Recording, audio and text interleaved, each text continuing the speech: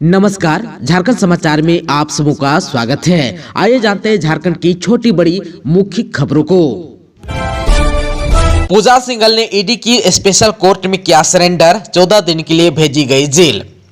Money laundering और भ्रष्टाचार के आरोप में निलंबित झारखंड के आईएएस अधिकारी पूजा सिंघल ने शनिवार यानी कि आज 4 फरवरी 2023 को प्रवर्तन निदेशालय ईडी की स्पेशल कोर्ट में सरेंडर किया।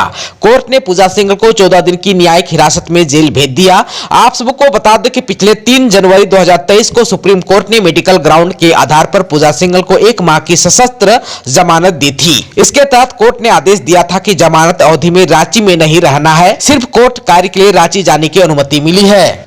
वहीं पूजा सिंघल ने झारखंड हाईकोर्ट में जमानत याचिका दायर की थी, लेकिन हाईकोर्ट से जमानत याचिका खारिज होने के बाद सुप्रीम कोर्ट की ओर रुख किया है। इसके तहत 3 जनवरी 2023 को सुप्रीम कोर्ट में सुनवाई के बाद न्यायाधीश ने मेडिकल ग्राउंड के आधार पर 1 माह की जमानत दिया था। सुप्रीम कोर्ट से जमानत मिलने के बाद पूजा सिंघल 4 जनवरी 2023 को बिरसा मुंडा सेंट्रल जेल से बाहर निकली थी, लेकिन अंतरिम जमानत की अवधि खत्म होने से पूर्व 4 फरवरी 2023 को पूजा सिंघल ने ईडी के स्पेशल कोर्ट में सरेंडर किया।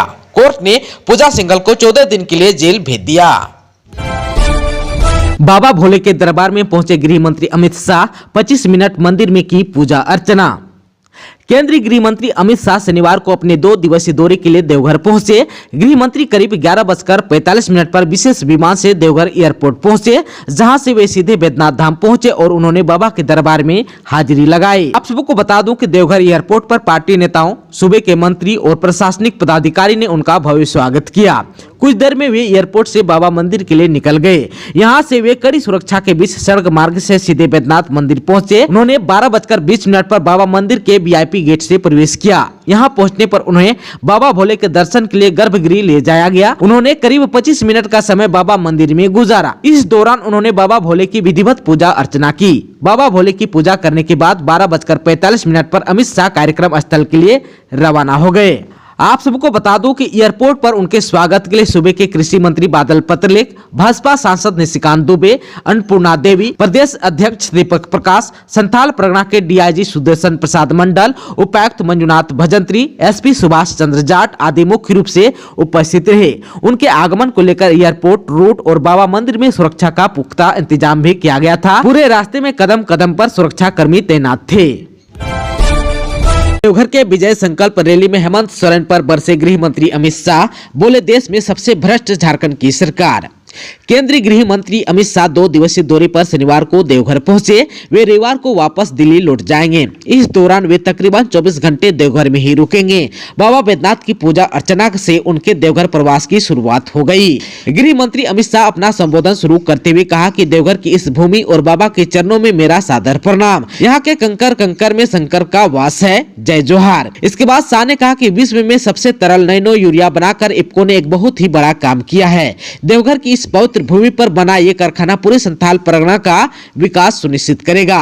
केंद्रीय गृह मंत्री देवघर में आयोजित विजय संकल्प महारैली में झारखंड सरकार पर जमकर हमला बोला।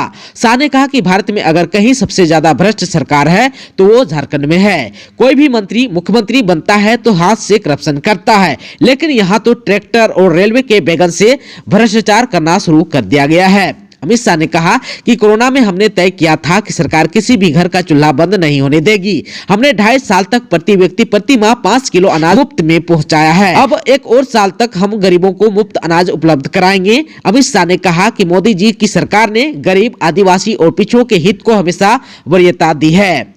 आजादी के बाद पहली बार एक गरीब आदिवासी महिला राष्ट्रपति बनी है। यह हर गरीब का सम्मान है, हर आदिवासी का सम्मान है।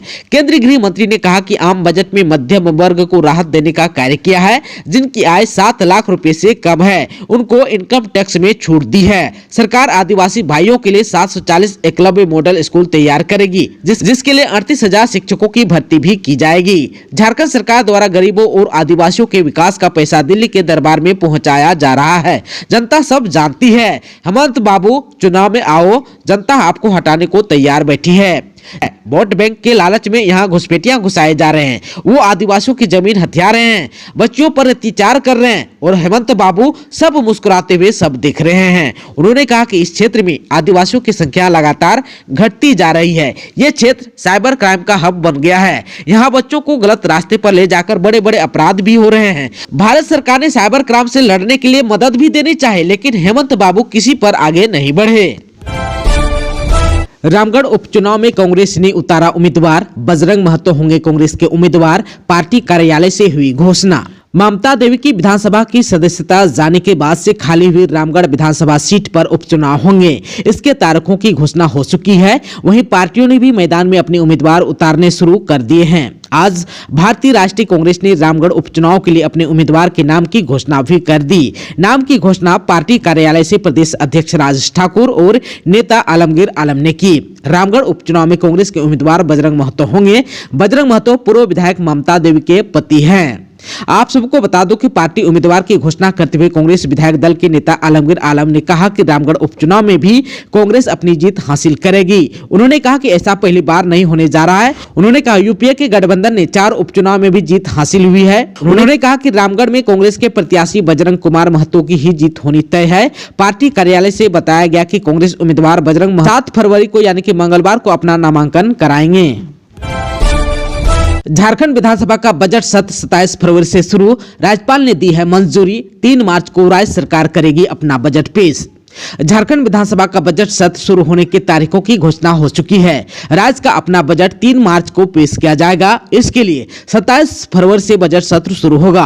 वित्तीय वर्ष 2023-24 के बजट के लिए यह सत्र आयोजित किया जा रहा है। संसदीय कार्य मंत्री आलमगीर आलम ने इस आज की जानकारी देते हुए बताया कि बजट सत्र 23 मार्च तक चलेगा। इस दौरान राज्य सरकार अगले वित्त वर्ष का बजट पेश करेगी। साथ ही कई महत्वपूर्ण विधेयक भी सदन में लाया जाएगा। बजट सत्र के दौरान सरकार चालू वित्तीय वर्ष के लिए तृतीय अनुपूरक बजट भी पेश करेगी। बजट सत्र के पहले दिन राज्यपाल का अभिभाषण होगा। विधानसभा सूत्रों के मुताबिक 1932 खतियान आधारित स्थानीय नीति को फिर से लाया जा सकता है। वहीं शीतकालीन सत्र के दौरान किए गए वायदे के मुताबिक सरकार नियोजन नीति पर भी विधेयक ला सकती है। आप सबको बता दूं कि 1932 आधारित स्थानीयता नीति को राज्यपाल ने वापस कर दिया है। जिस तरह से इस मामले पर सत्ता पक्ष राज्यपाल को कटघरे में कर रहा है, उसके बाद से यह उम्मीद है कि एक बार फिर से इस विधेयक को सदन से पारित कराया जाए। आप सबको बता दूं कि झारखंड कैबिनेट की बैठक 9 फरवरी को होने वाली है। उम्मीद है कि इसी कैबिनेट में विधानसभा का बजट सत्र आहूत करने का निर्णय राज्य सरकार ले सकती है। मैट्रिक और इंटर के प्रैक्टिकल 7 से बेहतर रिजल्ट के लिए कुछ स्कूल कॉलेज लेंगे प्री बोर्ड परीक्षा।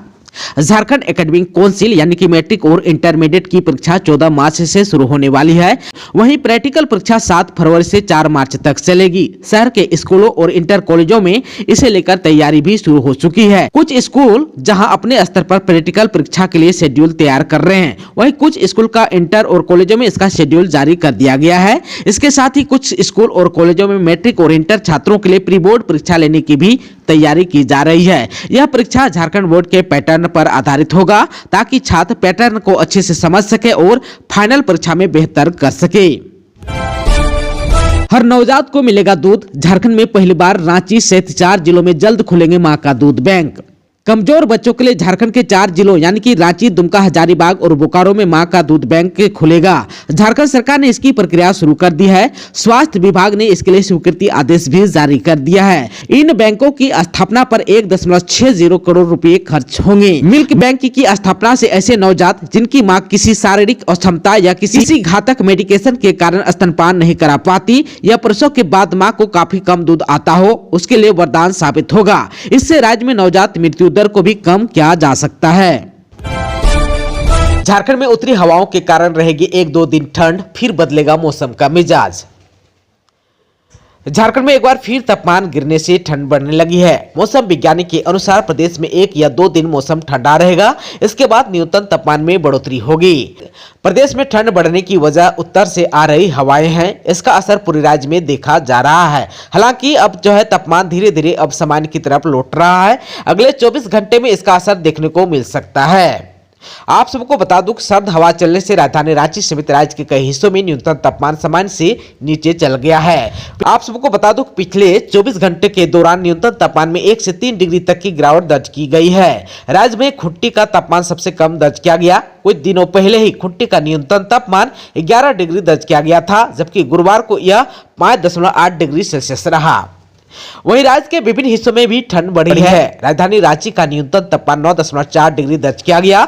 मेदिनीनगर का न्यूनतम तापमान 8.1, देवघर का 11.5 डिग्री सेल्सियस रहा। वहीं पूर्व अनुमान के मुताबिक अब सर्द हवा कमजोर पड़ेगी और सर्दी से अब लोगों को राहत मिलेगी।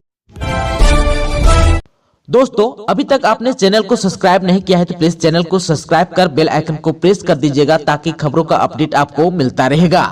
इसके साथ ही आज के खबरों में बस इतना ही। हमें दीजिए इजाजत। नमस्कार।